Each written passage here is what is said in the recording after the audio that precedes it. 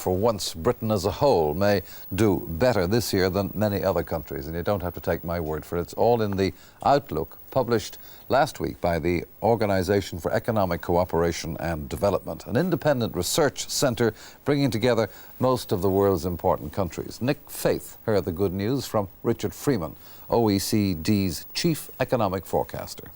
We're forecasting a rate of growth in Britain which is somewhat higher than she's achieved for some years. We're forecasting a drop in the rate of inflation in 1978 as a whole compared to 1977. But much of the growth and the improvement in the inflation rate takes part in the first half of the year.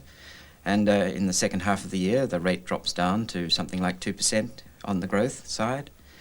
Inflation may start to accelerate a bit if wage settlements rise much more than 10%. So that the first half of the year is very bright, compared in 78 as a whole is relatively bright. But unless further measures are taken, unless world trade starts to grow faster, then we will be entering 1979 with rising unemployment and perhaps somewhat faster rates of inflation.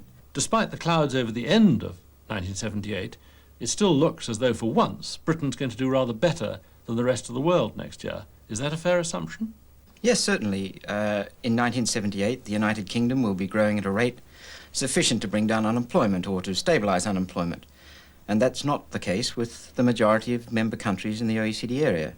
Indeed, the prospects for the United Kingdom relative to other countries is substantially better.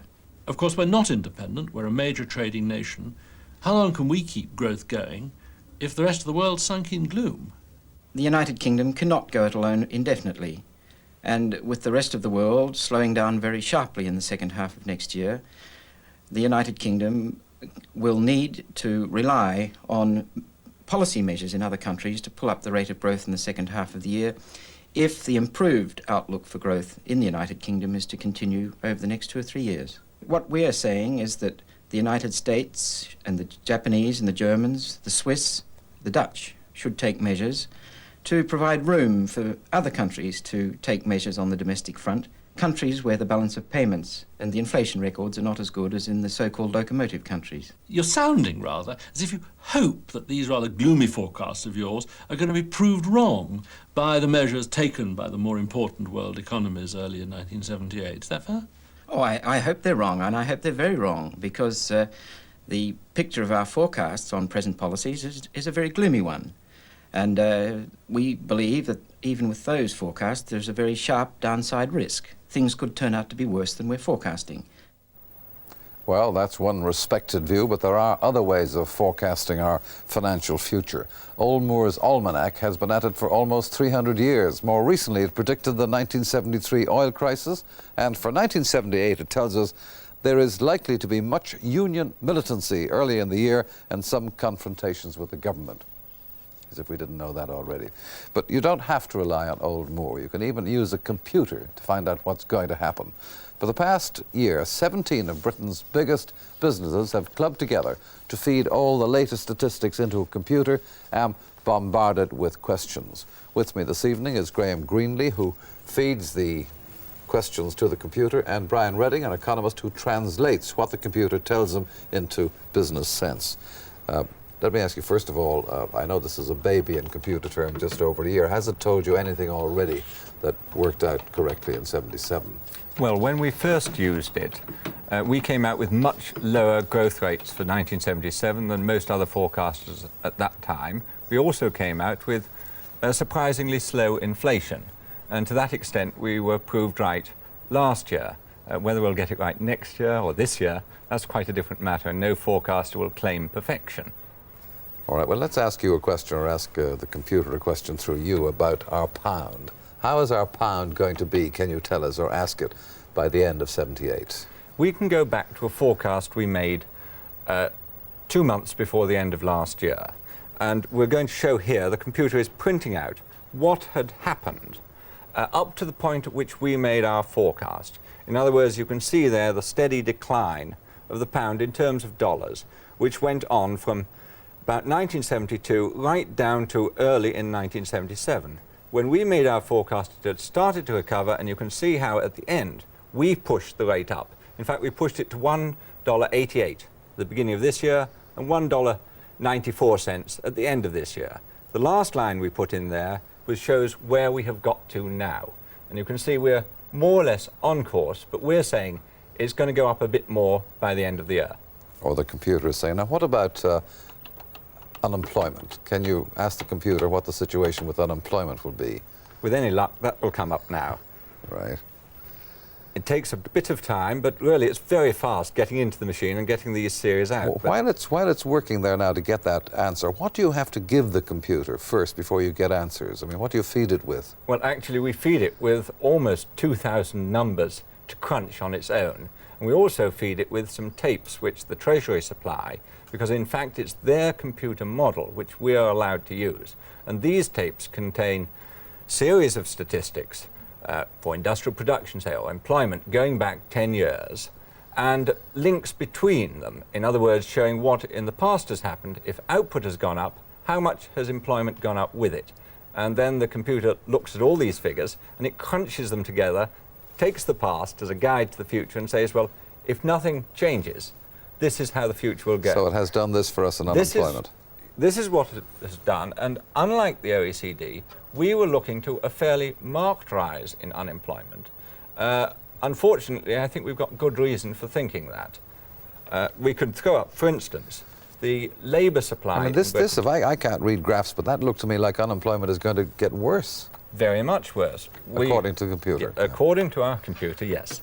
And mainly because not employment falling, not a lot of people are going to be thrown out of jobs. The problem is that the labour force itself is increasing.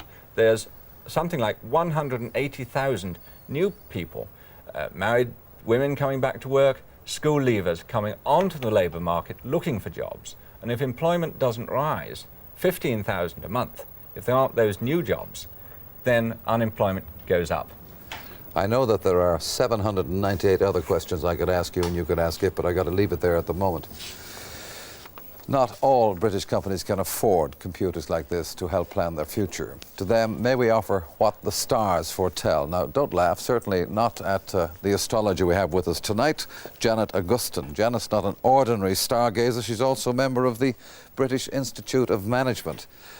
Janet, that rather gloomy forecast about unemployment that the computer said, do your stars agree with that? I'm afraid so, and I would go further and say that this is a fixed pattern now.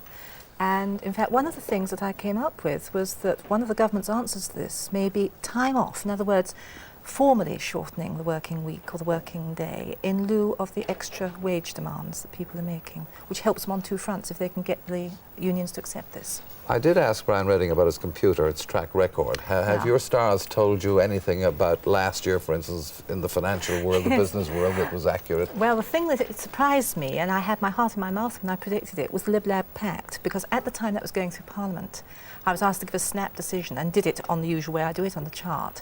And it said, yes, it will be the Lib Lab Pact, and it will hold through. I didn't believe it, but I sort of had to say it, and it worked. And the other one was, of course, the militancy of the unions, but this does show up very, very strongly. I'm afraid continues. What about the poor old pound that we were talking about? What do you show? Well, you see, astrology can't produce indexes like 180, 190, and so on. All you can say is better than or worse than. And so we can say better than last year. We can certainly not say anything like 10 years ago. In other words, we're in a different sort of phase.